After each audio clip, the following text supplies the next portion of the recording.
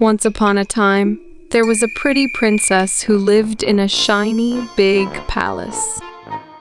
Around the palace, there was a beautiful lake with sparkling water. The princess had a golden ball, and she loved to play with it every day in the garden. One sunny day, while she was tossing her golden ball in the air, it slipped from her hands and fell plop into the lake. The princess looked at the water and began to cry.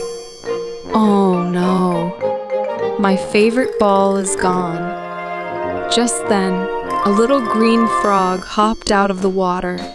"Why are you crying, princess?" the frog asked. She told him about her golden ball and how she didn't know how to get it back.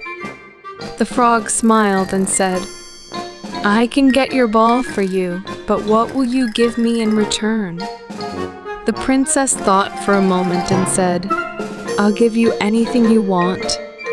So, the frog jumped into the lake, splish splash, and came back holding the shiny golden ball. The princess was so happy.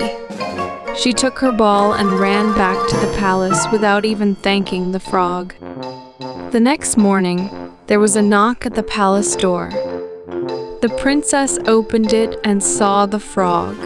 "Princess, remember your promise? I want to stay in your palace, eat from your golden plate, and sleep in your cozy bed," the frog said. The princess didn't like the idea one bit. She slammed the door and ran to her father. "The king," she cried. "Father, a silly frog wants to stay in our palace." The kind king said, "A promise is a promise.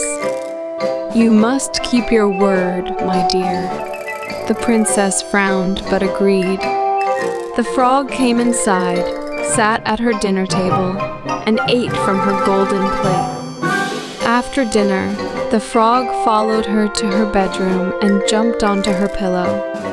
The princess was so annoyed that she picked him up and threw him against the wall. But something magical happened. The frog didn't fall to the ground. Instead, he turned into a handsome prince. The prince said, "A wicked witch turned me into a frog, and only kindness could break the spell.